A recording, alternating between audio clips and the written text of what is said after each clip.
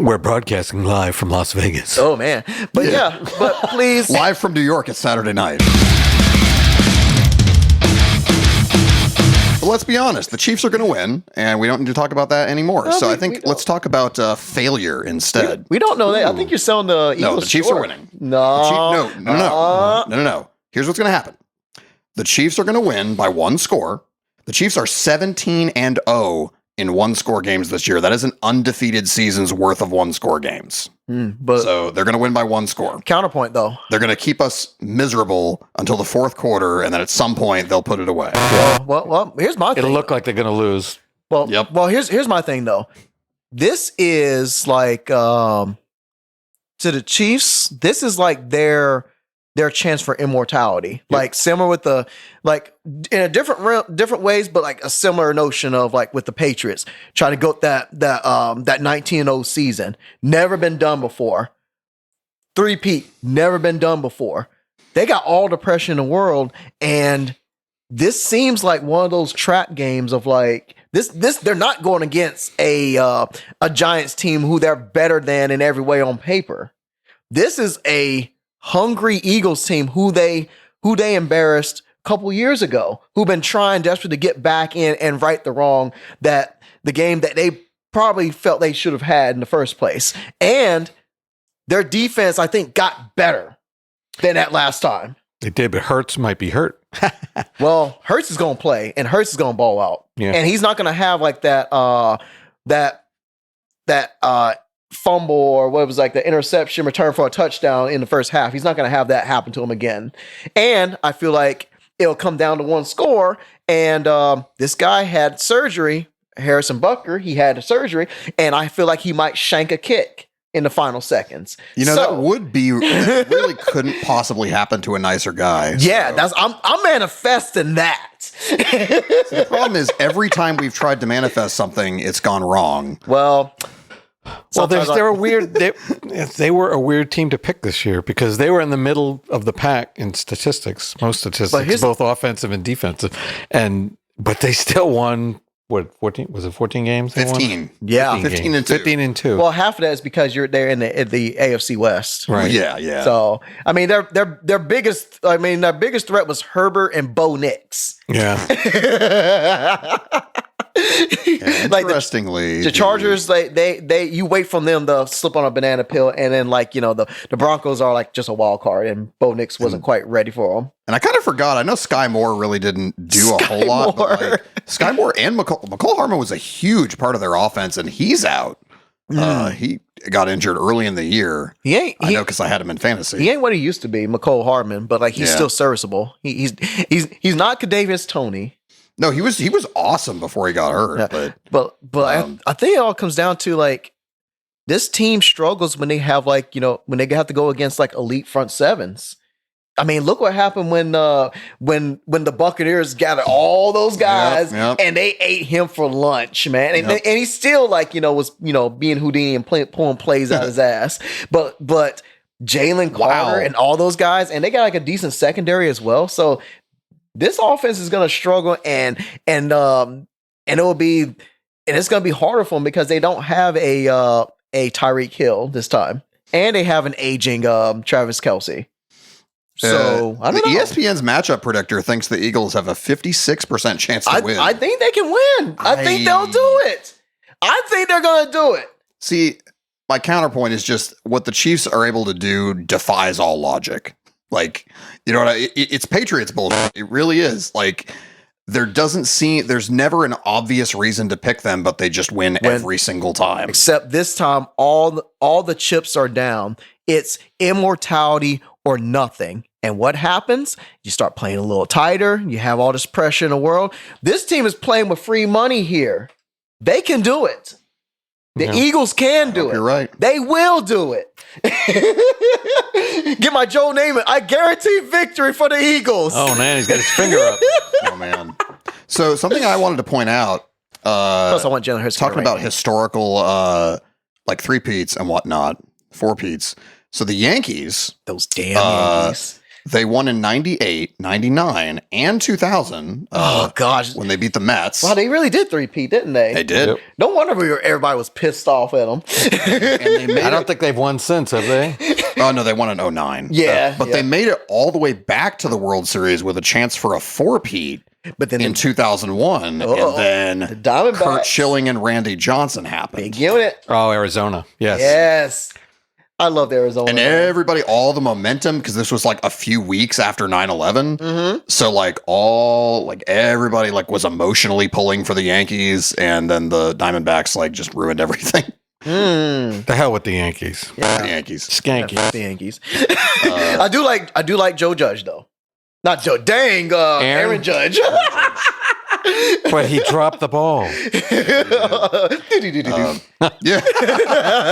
The Griffey thing. Oh, man. But that was great, exciting TV a couple, 2-3 years ago when Judge was just knocking them all out the park.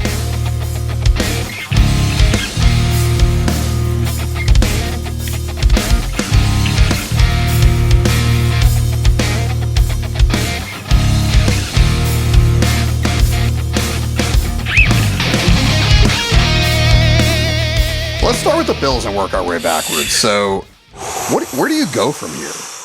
I don't. So, they got rid of Stephon Diggs. They took the leap, and everybody was like, "Man, did he make Josh Allen? Is Josh Allen going to be good without him?" I didn't like the move. He was an MVP candidate without him. Their offense was awesome all year, and they finally had a good running game, and it still didn't matter. What do they do now? Well, first of all, they got to fix their defense. They got to fix their defense. They can't, because you pulled up the stats the last time when we did a podcast and did an episode, and they were middle of the road, and you saw the game. I'm a fan of Damar Hamlin, and he played pretty good, but he got torched by Worthy, consistently torched. They had no answers for Worthy, and then when they had answers for Worthy, they didn't have no answers for Kelsey. And then you have and then the defense was a little bit soft, in their front seven, because you got aging stars Von Miller. Von Miller, he's on his way out. He's not what he used to be. That was Super Bowl 50 was a long time ago. Can I just say that my favorite thing about Von Miller is that he was known for farting in team meetings. Dang. Really? He would literally pull out it's really unhealthy to keep him in. You just got to let him rip. That's the episode of South Park, but my favorite. This is the kind of teammate I would like. I was a fan of him when he had the "Just Start Me" with that Madden commercial. Yeah, he's doing a parody of Justin Bieber's music video. That one was great. So, but the Bills were 22nd in yards allowed. Ooh. 22nd. Wow. That's not going to get it done. No. Because the thing is, you can have all the offense in the world, but if your defense stinks, it's going to get exploited, especially if you're playing against a squad. The squad itself as a whole is not as what it used to be in years past, but you cannot go against a Patrick Mahomes, a Travis Kelce, or and now loading up with new speedsters like Xavier Worthy. And then how in the heck do you have your defense turn the clock back to what was it? 2014, 2015, whatever the rookie year was for Kareem Hunt. Oh, you made him look like that dude back then. Yeah. So it was overall, that defense was soft and they couldn't stop anybody. And the offense was the only way that could keep it together. But the defense couldn't really, they got, I think, an interception, but not much became of it. But this wasn't really an opportunistic defense to help, give them extra possessions, because you got to win the possession battle. You got to win the turnover battle. They couldn't hardly turn them over. And then it came down to too many times of being in Josh Allen's hands. And then the controversial call, I think he got the first down when on that 4th and 1. Yeah. But, you can't let those margins be that close and put it on the referees, because they're not going to give it to you. Yep. And when the chips were down, when they had those got to have it moments, the offense couldn't quite deliver. So when you ain't got the defense to help bail you out or make a play to make your life easier, and it's all the stress and on the offense, it ain't you're gonna be just falling short. Also, and that's how the Bills have been for years. The brontosaurus sized cojones on Spags to bring a corner blitz on 4th down. Yeah. I mean, Spags is just blow up the play. I mean, Spags is Spags. Spags took down the Patriots twice. Spags should never, like, I don't want to say never be a head coach again, but why would he want to be a head coach anymore? I feel like he's like the greatest defensive coordinator to ever do it now. Pretty much. Like, it's just like we're talking about guys who, like, they should be like an okay unit or something like that, or above average, but they end up playing like they're like all pros, man. And also, it also helps that you have Chris Jones, big fella in the middle, that wrecks games. He's your Aaron Donald. Yep. Like, he won't get as many sacks as Aaron Donald, but you're not going to run the ball. Yep. You can't. Tearing it up. Well, interestingly enough, the Patriots were 6th. In yards allowed this year. 6th. They just couldn't score. Yeah, I haven't checked. I haven't checked the offense yet. Hang on. You're about to get really sad. Don't look at the first like 6 games. The worst offensive, like we're getting ahead of ourselves. The worst. Oh yeah, they are. Patriots are 5th from the bottom. Yep. I mean, what do you think? What do you think? For passing yards. I mean, what do you think will happen when you have total yards? I'm sorry. What's that? Total yards. I'm sorry. No worries. Like, but what do you think is going to happen when you have one of your top pass catchers being named Booty? Does he catch the ball with his booty? I wonder if someone got fined for that. Remember Isaiah Crowell? Yeah, that was our last. That was the last. Yeah, that was one of your first. That was the last episode we were all on. Man, that episode stunk. We couldn't describe it adequately. He made some kind of movement with his hands. This one's not going to slip through the cracks. Gluteal, I guarantee you that. Gluteal cleft. That was perfect. Oh my goodness. Man. But I don't know where you go with this, because at a certain point, you're going to run out of time in tooling and retooling. How many years have they tooled and retooled? Like 4 years, we're talking. Because what was like 4 years ago with the they drafted Josh Allen in 2018. So I think their first and they played the Chiefs in the AFC Championship in 2020. So I mean, this has been going on for 5 years. Because remember, that was we wish they had an overtime game. We wish Josh Allen had a chance to respond, and they changed the rules for that, for them to do that. And we couldn't even get that. And then there was the 13-second game. Oh. Like, at this point, I'm looking at this. This is just a cursed franchise. They can't win a Super Bowl, and they can't even get to a Super Bowl anymore, because it's like one thing after the other. 13 seconds. Oh, it's a 4th down play here. Maybe slipped up in a busted coverage here. Or, hey, we can't even beat the Bengals. It's just like, it's something always with this team. I think this is something you would have perspective on, is like, Mahomes is Michael Jordan. He's Michael Jordan. He's Larry Bird. He's Magic Johnson. Like, other teams were good during those eras, and it just didn't matter. Because but at least they won a chip here and there. Yeah. Like, well, before Michael Jordan, I mean, it was Bird and Magic. They took turns winning. Right. Nobody else could win. That's my point. They were the dominant teams of that era, and just nobody else even got a chance. And unless you were the Pistons. They have to assemble a team to beat Kansas City, period. And they can't do it. And that, I know they've tried, and they've gotten better, but he's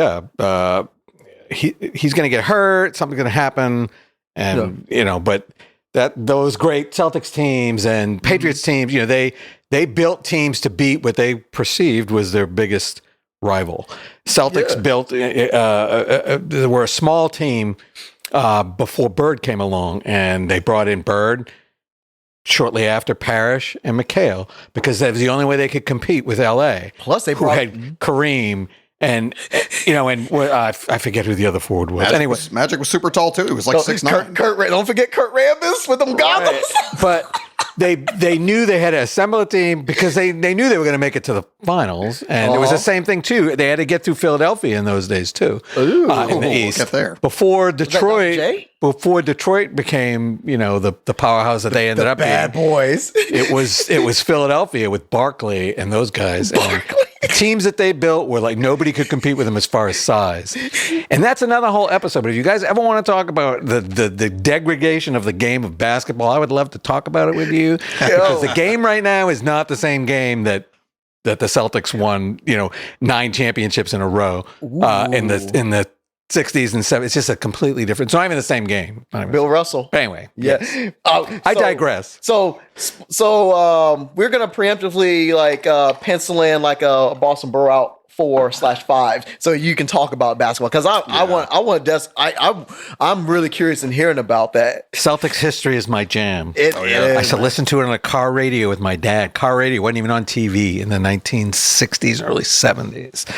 Guy named Johnny Most calling the game and stuff. Anyway, yeah, it's actually a fascinating history of sports and how they assembled a team that. No one even wanted to trade with them because they knew they were getting screwed before. They go, well, if they want to trade with us, we know we're going to get screwed somehow, so they wouldn't trade with the Celtics. Anyway, but yeah, that's for another episode. Wow. Absolutely. In an era before like advanced analytics and all the computer algorithms and shit, Red Auerbach just had it all in his head. Yep. Like his head was the supercomputer. Yeah. I mean, he was a genius, man. The Boston Globe just put out a very big, thick hardcover book that is a collection. Big and thick. Wow. I couldn't resist. Thick with 2 C's. A very beefy. I didn't laugh that time. I'm beefy. A very meaty hardcover book. Teeny tiny print. A very girthy hardcover book that is a compilation of like their best journalism on the Boston Celtics over basically the whole history of the franchise.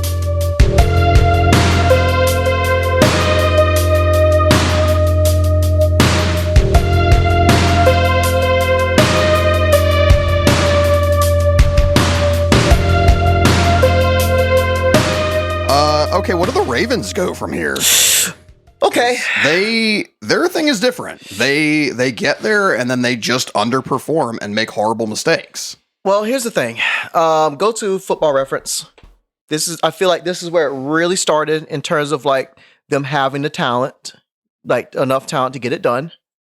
I can't, like I've had time to cool off on it, but I don't think the Ravens are ever going to win another Super Bowl, like at least in the next like decade. In this era, in the Lamar era, you're calling it right now. Something has to change because like, when's the last time they won a Super Bowl? When they had Ray Lewis and those boys, they had a ferocious defense. Their bread and butter was hard-nosed, tough as nails defense. And the offense does the rest. They did an inverse, huh? That team was like tough defense, and then Joe Flacco just throwing deep. I mean, and the thing is, it worked. And Joe Flacco was no scrub. He wasn't elite, but he was no scrub. He was really good, and like he got a payday out of it, and like. He still has talent because he's, I remember what he did. He did he led the Browns into the playoffs and stuff, and then he was able to be a spot starter, with the Colts and stuff. So the man has always had talent. He just wasn't elite. But you can't. I don't think they win that last chip they had if they put like a Trent Dilfer under center, like that type of play, a game manager like that. You got to have a guy that can make some of those throws, and he did. Yeah. So having a good offense and defense and special teams, I mean that's just the name of the game. But when you look at it, unless they haven't won like anything significant since Ray Lewis retired, they lost that one game to the Patriots. Yeah. Nope. That's that was 2014. Yep. That was the Julian Edelman trick play game. And then also when we fell behind like consecutive times by 14 and then 2 times 14. Yep. But because now they're like, I mean, this defense is still solid, but now they had the best defense in the league last year. And now you have, and you're supposed to, out of all the years, during those years of like when Ray Lewis and those boys in there, they didn't have a potent offense like this. Like what they have now. They didn't have like an absolute world beater in Lamar Jackson, who, won like, who has two Super Bowls. No, 2 league MVPs under his belt. But here's the thing. Go to 2019 and look at the box score with the Titans one. This one here, is this where it all began? When they were starting to be seen as serious Super Bowl they went threats. 14-2 that year. Yes. They were the best team in the league. Number one, the league. Number 1 seed clearly on there. But go ahead and click that box score. I got stats. I got receipts to prove this. Lamar was pressing in that game. I remember watching that. Yeah, he was not ready. 28-12. Johnny Smith played in that 28-12. But look, highlight Lamar Jackson here. Also, look at Ryan Tannehill's. Yeah, but the defense was great. Lamar threw 59 times in that game. Yeah, 31 for 59, 365. Okay, that's just like, I'm just kind of empty calories there. 1 touchdown, 2 picks. Sacked 4 times and fumbled. And a fumble loss. That's 3 turnovers you're accounted for. If you ping them for like a touchdown for each turnover, there you go. 28-12. Also, Derrick Henry had 195. Was Vrabel coaching them? Yes. Yeah, that was Vrabel. That was Vrabel coaching the Titans. 3 turnovers. So now go to. And by the way, this was the week after he pantsed Bill Belichick in Brady's last game. Yes. That defense was ferocious. Yep. Let's go to the Chiefs game from last year. Yeah. Yes. This one's bad. Yes, it's bad. Look at this one here. Go to Lamar's stats. 20 for 37, 272. He touchdown, but he threw a pick. And that was in the end zone. Yep. And a fumble loss. 2 turnovers he was responsible for. And then I don't even have to look at it because this was last week. And he was their leading rusher by far in that game too. Yeah, and they didn't have Derrick Henry. Gus Edwards. And then you bring in the cavalry in for Derrick Henry. Yeah. And then the next one, I don't even have to look at it. 2 turnovers in the first half. And I think the defense gifted him a pick. 2 in the first half. That sets the tone. You're not going to win a game in the first half, but that sets the tone in losing the game in the first half. And I'm looking at these, and those other games there, like I think they're like not really. I mean, it's them losing and stuff like that. But those are the 3 games that I'm noting. 3 turnovers, 2 turnovers, 2 turnovers. When you get right there, I mean, there you go. Turnovers 0-3. You can't win when you turn the ball over. I don't care if he had a half for the ages, like a career-defining moment in the second half, and then people talking about Andrew selling and stuff like that. Yes, he made his mistakes and stuff, but Andrew shouldn't have been put in those positions in the first place. Because one, in those 2 points conversions, especially the second one of those times, give the ball to Henry. He only had 17 touches in that game or something. Like, if the Titans can orchestrate a 2-point conversion that utilizes Henry better with Tannehill. Yep. You got Lamar Jackson, 2-time league MVP. Y'all can't get a 2-point conversion converted with those 2 guys in the backfield? It's almost like they should have run it with Lynch. Which, by the way, was 10 years ago today. 10 years ago today. Should have run it with Lynch. But you get Derrick Henry, and in those 2-point conversion opportunities, you don't go in and just throw the ball on both those possessions. You don't. You give Henry the ball to either do like a direct snap or something. They've done the direct snap and then he do a jump pass and stuff. The Titans perfected that. They could have did that. Or it could have been like, oh, hey, read option. Nope, I'm getting Henry. Nope, I'm going to be Lamar and just shoop, no one can outrun him. So those were those 2 plays that pissed me off on that. And then the turnovers. I believe and I love Lamar Jackson. Because, I love seeing a brother doing well, especially at the quarterback position. Yes, he's black quarterbacks are given the black tax and stuff like that. Double standards, blah, blah, blah. Definitely about to win his 3rd MVP. Who cares? Get it done in the playoffs. I get tired of seeing him in the playoffs every year and wet the bed. What matters more, 3 MVPs or 3 Super Bowl MVPs? Right. Do you think 3 Super Bowl MVPs, easy. Do you think the Ravens would have given Kansas City a better game than Yes, the Bills. Yes, their defense is like would have been a nightmare for the Chiefs. I kind of felt the same way. and also time of possession, holding on to the ball, grinding it out with Derrick Henry. They wouldn't have been ready for them. Right. That would have been their worst matchup in the playoffs. Yep. The Bills was a favorable matchup for them. I also forgot to say it, but this has been and continues to be this week's Heat List. Ow! It's just so perplexing. I hate them. Gonna get eliminated in the first or second round every year. What were you smoking, or what gave you any ounce of a tip of an idea of it being a good idea? I hate them. I hate them. I hate them. Lamar Jackson, I love him. Like, I love him as a player. He's like one of the most electrifying, dynamic players I've ever seen in my life. He's one of my favorite players to watch, as a black quarterback, especially, who's not Cam Newton, because Cam Newton was one of my favorite players to watch because he had the skills and he had the swag. But with Lamar, it's like you do all these things. Like he had 40 touchdowns to 2 interceptions or something. Yeah, it was something like that. It was 40-5 or some shit. And then, but 41-4. Is that including the playoffs? No, that's the regular season. You save for the most important game of the season to turn the ball over. Huh. In marquee times. And see, the Bills were not talent-wise in that game, did not outplay the Ravens. I want to push back just a little bit. Go for it. I don't think Lamar was that bad in this game. He wasn't, but it set the tone for the game. Well, yeah, but I mean, at the end, he had 2 turnovers. Mark Andrews also lost a fumble in that game besides dropping the pass. Yeah. But he did lead the comeback drive very efficiently, got them down the field, got the touchdown, and then threw a perfect pass for the 2-point conversion. That was only to tie the game. Mm. They may still have lost. Yeah. But he did, in spite of his previous mistakes in the game, he did do what he was supposed to do at the end. Yeah, but you know what's better? In those 2 of those turnovers, say you turn that into 10 points and then, grind out the rest of the game with Derrick Henry. True. No. You have the lead and you're run not the clock wrong. out. You're not wrong. Did you know Kyle Van Noy was on the Yes. Yes, I saw that still too. doing the thing. Kyle Van Noy don't age, man. No, and they said he's one of the best defenders.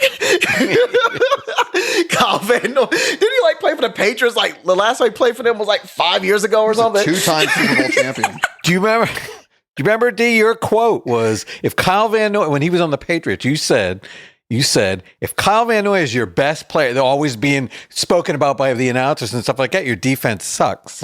Well, he's not their best. He wasn't their best player in the Ravens. But yeah. He was an elite role player. Yes. I thought he retired. I didn't know he was even still playing. But yes, I will eat my words on it because the guy is still playing at a high level. He had 12.5 sacks this year. What? Yep. Yeah.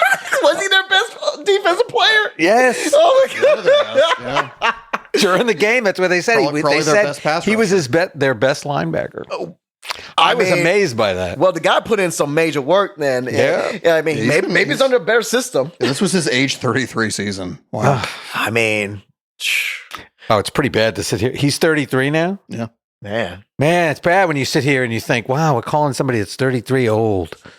And he was the Patriots' middle linebacker on the last Super Bowl team. Yeah. Wow. Yeah, he had a key. He busted in and had a key strip sack. And he was a key player on the 2021 playoff team. Man.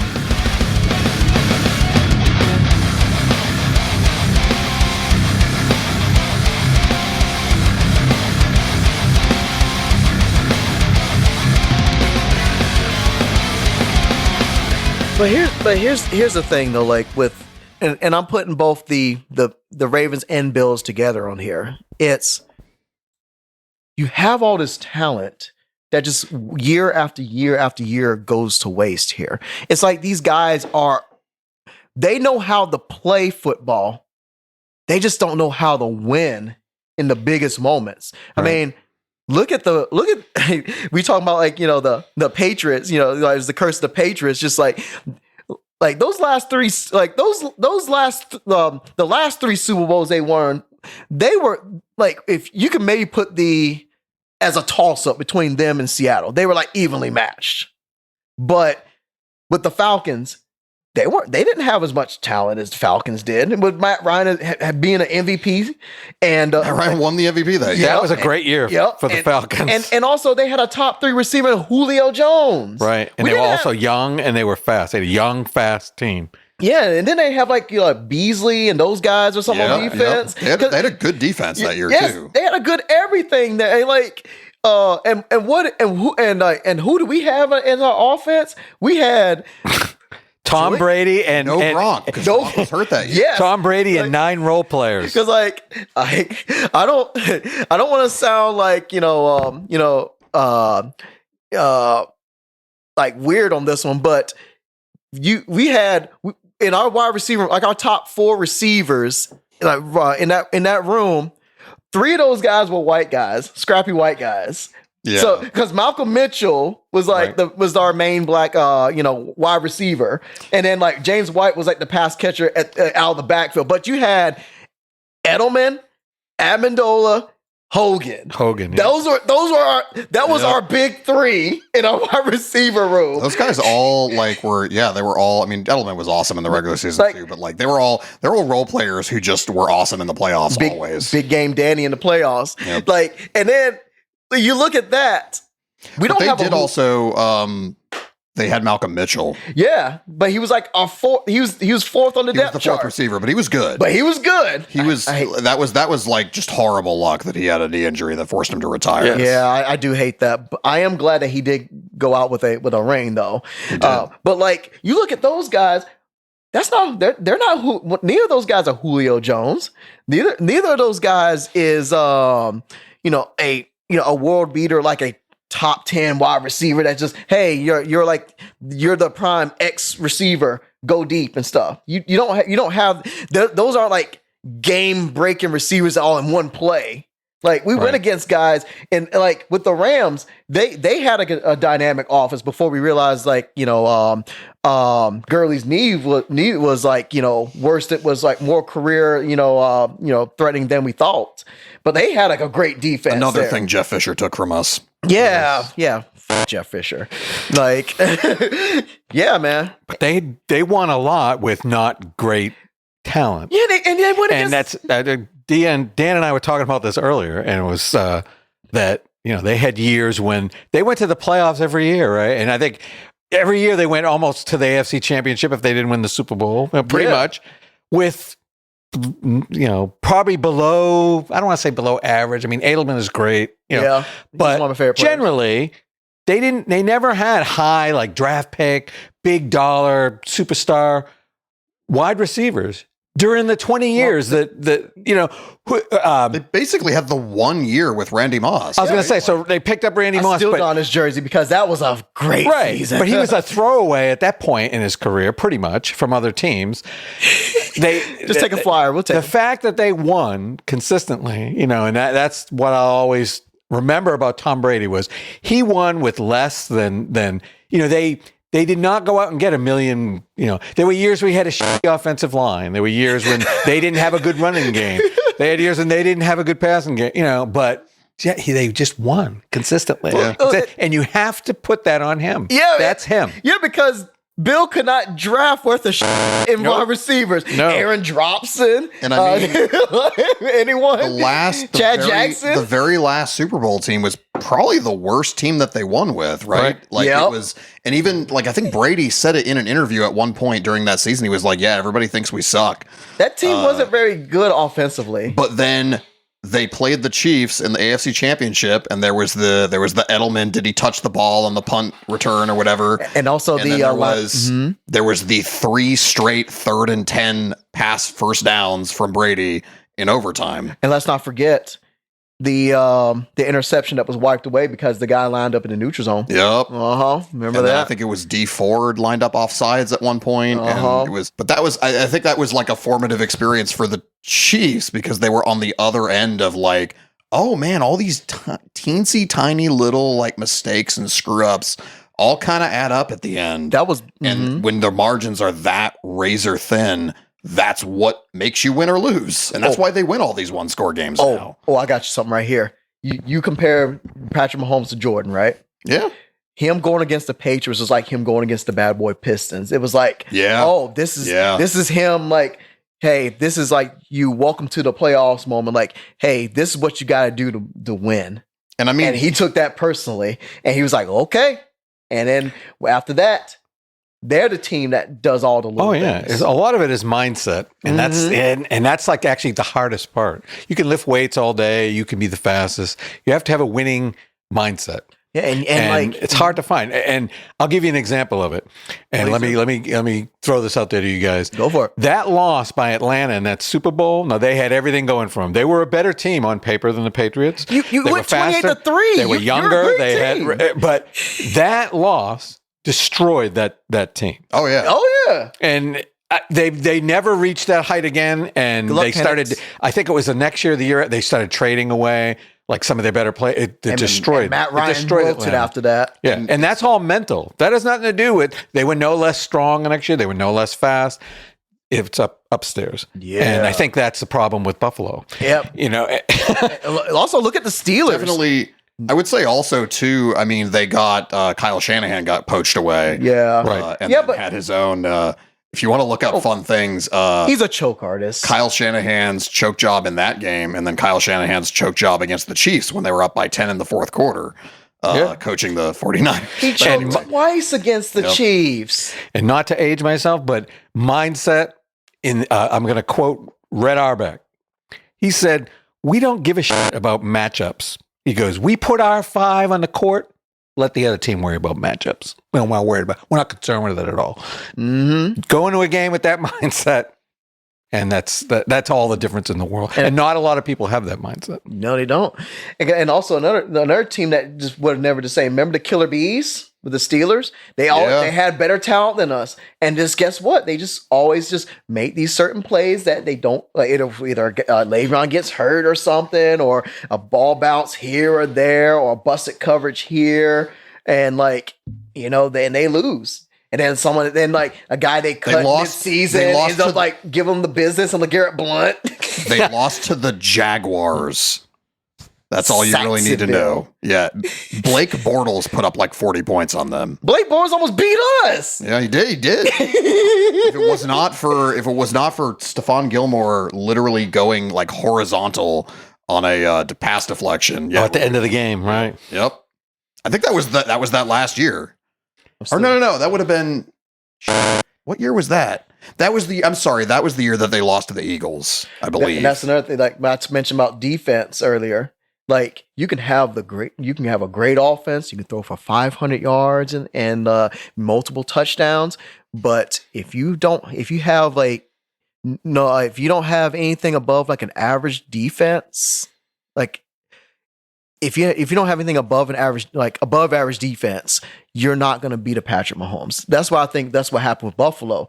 They had an average middle of the road defense. That's not going to get it done. You can have Josh Allen, go nuclear, and they'll still find a way to lose because guess what? You got to defend their guy. Yeah. How does Travis Kelce get open? Have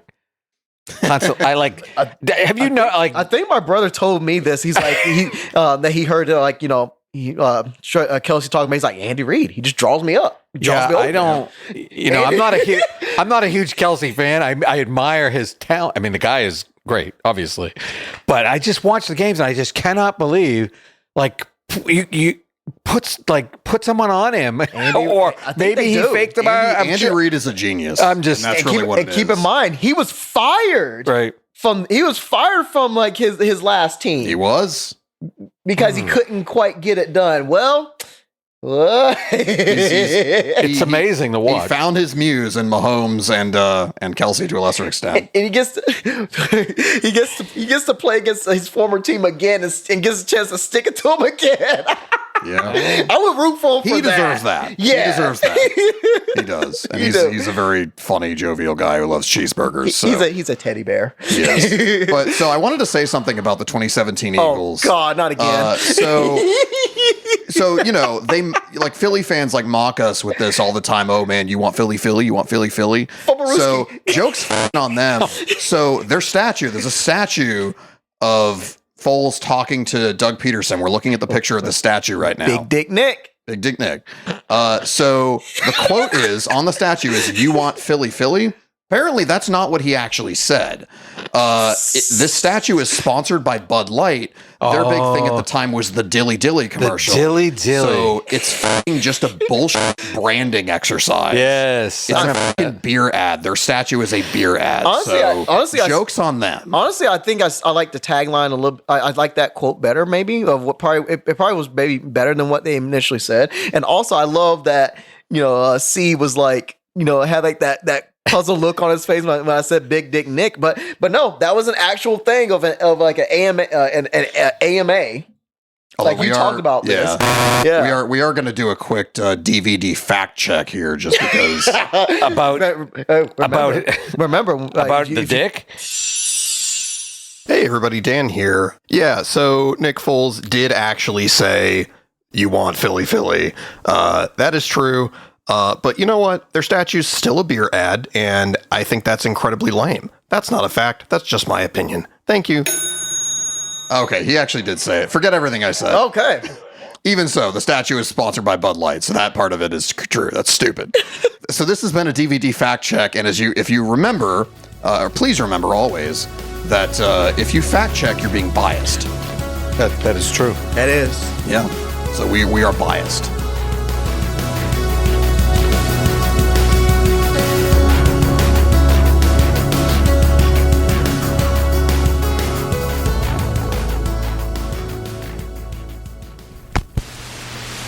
I have a guitar here. I could sing. We'll do like an all music episode in the future. Yeah. Concert episode. Yes. It's all Pink Floyd. The musical episode? That's why I was wanting the Triple X one to be. The 30 episode. Yeah, 30th. Yeah. Triple X. Like, yeah. We're talking about Vin Diesel now? Yeah, Vin Diesel or other actors. Or Triple X State of the Union. Ice Cube. It's just my back. It's okay. Please carry on. Go on without me. I was just attacked by a cat. Man, you're earning your stripes, yo. It's all right. The blood will stop once I put some direct pressure on it. It's called pizza balls. Have you ever had a pizza ball? Oh, shit. No. Oh, yes. man. I'm Yeah. intrigued. They're large and they're bouncy. Are they large and in charge? Are they real and spectacular?